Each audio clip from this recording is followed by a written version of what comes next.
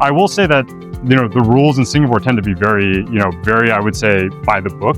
So maybe there's a misconception around, people like to follow rules, and I actually really like that. Like, there are rules in, the US, but I would say that people are used to basically bending those rules, and they're not necessarily always enforced. I do find in Singapore, there tends to be a very, very clear set of rules, and people tend to want to follow those rules. And honestly, I think that's how most societies should operate. Has there ever been a time where you see a person and you're like, that must be a Singaporean? I have a better radar of identifying somebody who looks more Singaporean. So I definitely do see that. And I also wonder the same thing as when I'm here, do people think that I'm Singaporean or not? And usually, if I don't open my mouth, they might think I am. And the moment I do, then they realize I'm American.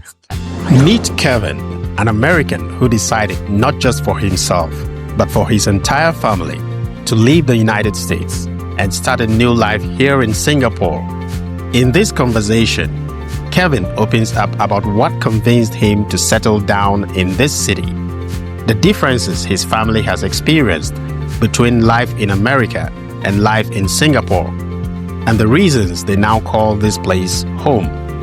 Beyond travel and lifestyle, Kevin also shares his passion for artificial intelligence, explaining why he believes AI is not here to replace us, but to help us. This is his story, Singapore versus the United States, and the surprising choice he made for his family's future. Tell us about you. Yeah. Like, where were you from? And then, how long have you been in Singapore? So I'm originally born in Oakland, California, and came to Singapore a year and a half. So it's about in January of 2024. Okay. So it's been a year and a half that we've been here. I was born and raised in the United States. So this is actually my first time living outside of California. Wow. Yeah, so it's a big deal having moved here. But yeah, 18 months that we've been here, and it's been a great journey so far. That's amazing. So why did you decide to come to Singapore? There's a multitude of reasons. Like Christina and I have traveled to Asia many times with her family being in Indonesia. Singapore was always a spot that we would land in first. We loved being here when we visited, and we said it would be great one day when we had kids if we could move here and live here for a number of years. So we decided in early 2024 just to make it happen. And how is it like so far? What's the differences between US and Singapore that you've experienced so far? Well, definitely the weather. Summer year-round is quite different. In the US, there's 4 seasons, so we're used to having that. So the weather is quite different. It's also the food and the culture is quite different as well. So noticing that, there's the big thing certainly though for us has been, the area is quite diverse and it's compact. So we're actually able to do a lot of things. We're less reliant on cars. So we used to have 2 cars in California, and now we have no cars. So we rely on walking, public transportation. But what I find is because everything is really accessible and available, we're just able to do a lot more things and spend less time traveling in between destinations. So that's one big positive plus. I think our step count went from an average of 3,000 a day to 15,000 a day. Wow, yeah, 15,000. So it's quite a big difference in terms of lifestyle. Yeah. More active for sure. I'm pretty sure it is. Yeah. And also the good thing about Singapore is it's kind of like a walkable city. Yes. You can travel, you can walk anywhere, and like you mentioned, your step count 50,000. That's amazing. Yeah.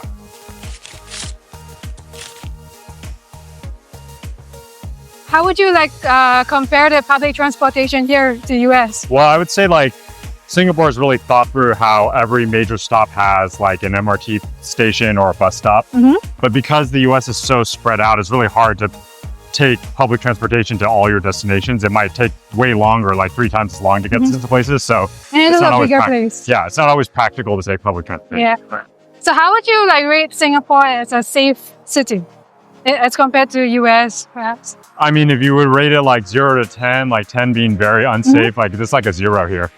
Yeah, I mean, the major things is you really don't have to worry about your stuff. You can leave your stuff places. People leave their bikes unlocked places, leave their doors unlocked. So ultimately, it's quite safe. We feel very safe. We are able to go out at any hours of the night, take walks at any hours of the night. So it's really safe for us here. We will walk home from restaurants at 10 o'clock at night, go to the movies really late. So yeah, we're really never concerned about safety here.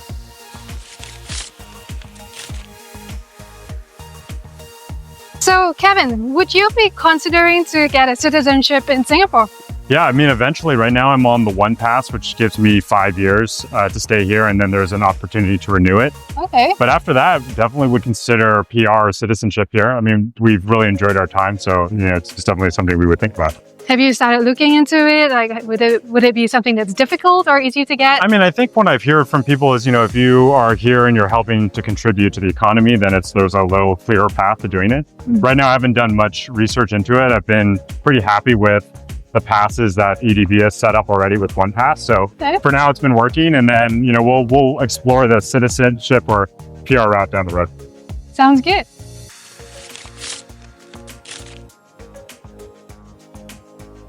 All right, so now here's the crunch of our interview. Yes. Kevin, you are in the AI industry, and I'm sure that many of our viewers and like other people are also worried about the rise of AI because it's taking on jobs, and people are just naturally worried, are they going to be able to even feed themselves and their family in the future? So what's your take on that?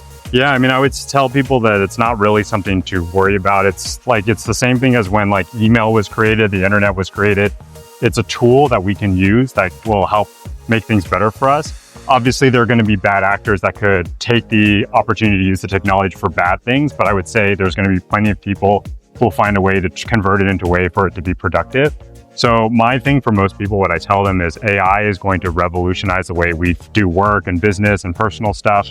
And what we can all do is equip ourselves to learn how to use it. So once we learn how to use it and we harness that power, then we'll be able to actually create more opportunities, more so than job takeaway or anything like that. We're going to end up upskilling and reskilling a lot of people on using AI. So you think that AI will be giving us more jobs in the future rather than destroying the ones? I mean, I'm seeing it already. Most companies, while they might say there's some jobs that AI is replacing, they're actually taking their employees and helping them learn new skills and actually helping them do things that are more strategic and creating new roles around AI that never existed before.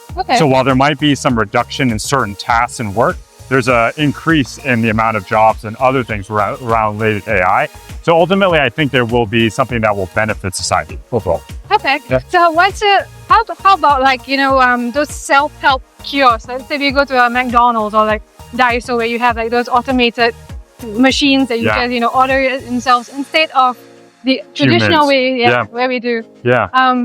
What happens to those people who have been replaced by this? Yeah, well, I would say it's if companies are able to do it right, they're able to take some things that you can automate and actually return in those workers and reskill them to do things that are actually more higher value. For example, in the use cases of a fast food restaurant or a CPG store, maybe they can actually focus more on the quality of the service, less so on the ordering. Because ordering is a very basic thing. You can just do that on the phone or you can do that on a kiosk. So you can actually reskill those workers to do things that might actually improve the customer service experience. And that's what it should be all about. Okay. And so how about those non-AI professionals? What kind of jobs would you think that they would be reskilled for? What they could do. Well, what I'd say is nobody is an AI expert right now. We're still in this early phase of learning what it is. So it's actually the perfect time for everybody to kind of get comfortable for what it does. And that's the big thing about it is we're at such the early point of this that there's nobody who is has a monopoly over the ideas or the technology. So I think that most people, as we integrate AI into our new future, will be able to figure out how to inform people on what new things they can be done. I think everybody has the ability to learn new things. And so that's what AI is actually forcing us to do now, is that we have to stop thinking about it as we can only do one thing and only one thing. Well, it's more now we can actually use this tool to help me do that one thing and I can go and focus on something else. Yeah, pretty much when the case of the typewriter came out, everyone's oh no, my job's done. When the computer came out. Calculator came out, people felt the only way to do it was with an abacus or other things. And so it's really just a tool to help us actually do better work. Okay. Yeah.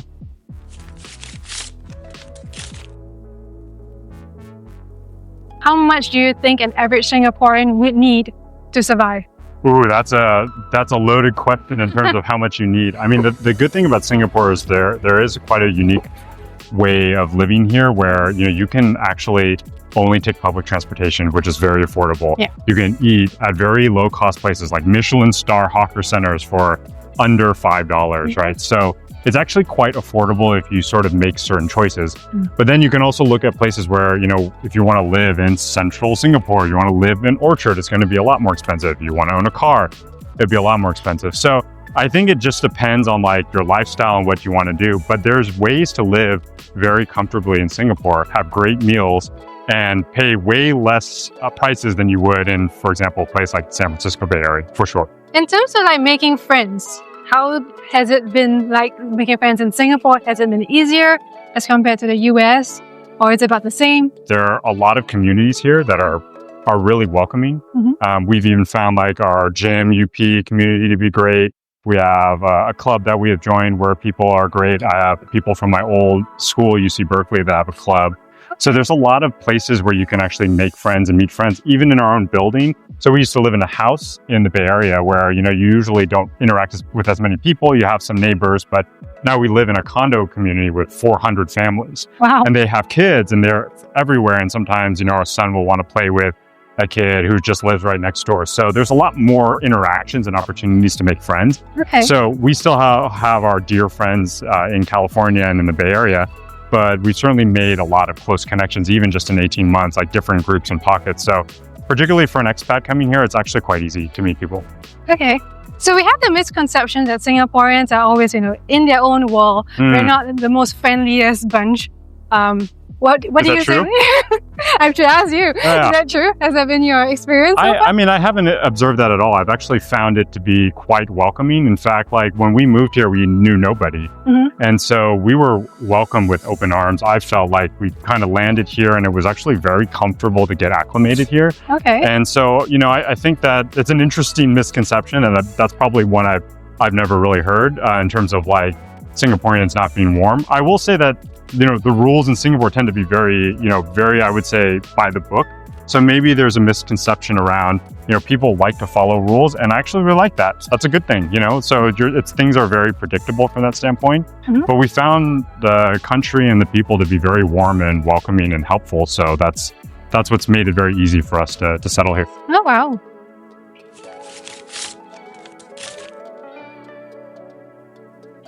So you mentioned about the laws. It is very strict.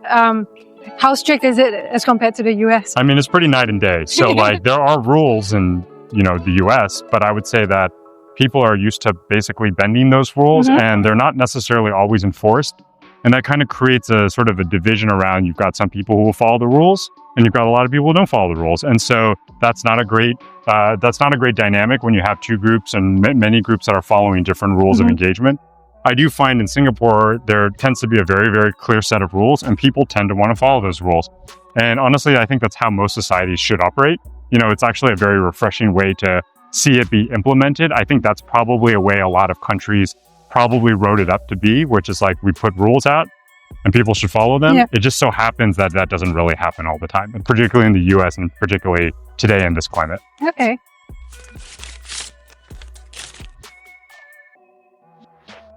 In your travels, has there ever been a time where you see a person and you're like, that must be a Singaporean? Now that I've lived here, I have a better radar of identifying somebody who looks more Singaporean. And so I definitely do see that. And when I went to school, I actually went to school with a fair number of Singaporeans. So it is a little bit easier to detect. And I also wonder the same thing as when I'm here, do people think that I'm Singaporean or not? And usually if I don't open my mouth, they might think I am. And the moment I do, then they realize I'm American. So what are some of the traits that would strike you like when you're overseas for a Singaporean? For a Singaporean? Yeah. I would say, well, one thing is like Singaporeans tend to be very polite. They obviously when they open their mouth, I can immediately tell the accent if they're Singaporean. So that's the number one giveaway.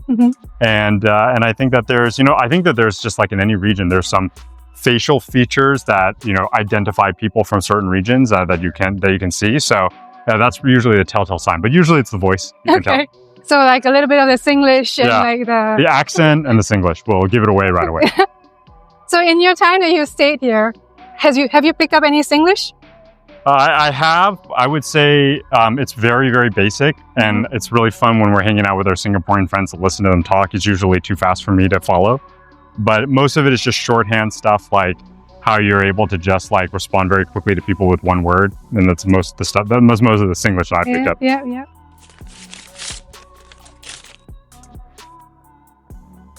What do you miss about Singapore when you go overseas?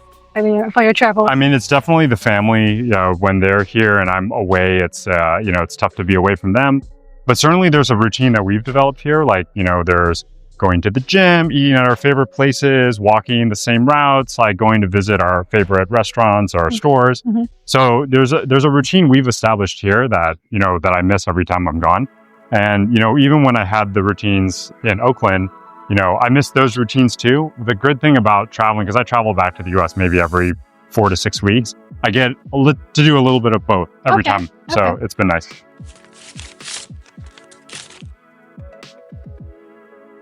Have you tried all the local dishes in your time here? Or like, oh my gosh. Do you have a favorite?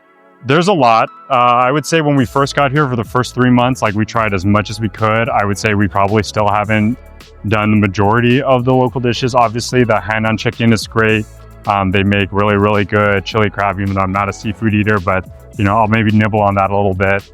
And certainly like just all of the Asian food in general is like top notch here. So, there's so many things I want to try right now because we're doing a very, very strict UP regimen. There's less eating that we're able to consume in terms of the plethora of good food.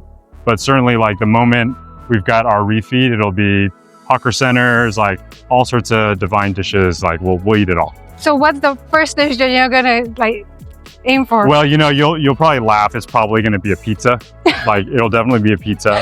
Do you have a favorite place over here? Well, there's a couple places that have like New York style, Chicago style pizzas. So it's like a little bite of home, but I will definitely balance that with probably like a very large chicken rice dish and a boba.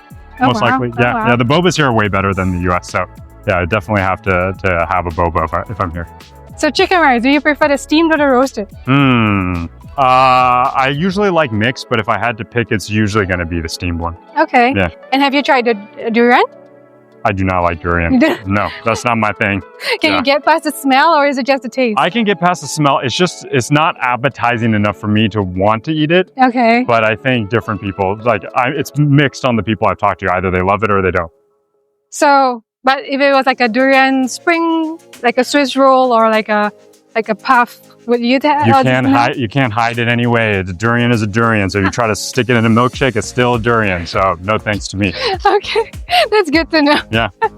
How about like the local, not really local, but like the Asian fruits, like your rambutan and lychees? Yeah, love those too. And also like we've noticed like kiwis and things that are closer to the Asia region are tastier here. Oh, okay. So yeah, those are things that we would love to indulge in all the time. But kiwis are like imported. Yeah, they're imported, even though I think a lot of the good ones come from like New Zealand. Yeah, so we don't really get those versions in the US, so they taste better here. Oh, that's good to know. Yeah. So I think the price point also kind of plays a good thing for us. Yeah, it it's not cheap, but it's not cheap. It's not cheap. Yeah, so for sure, especially things that are imported, it's definitely like you have to consider that in the cost structure. But like I mentioned, like there's still a lot of restaurants with really, really good food at really low prices. And honestly, like when I compare our bills, like between food here and in the US, it's actually lower here.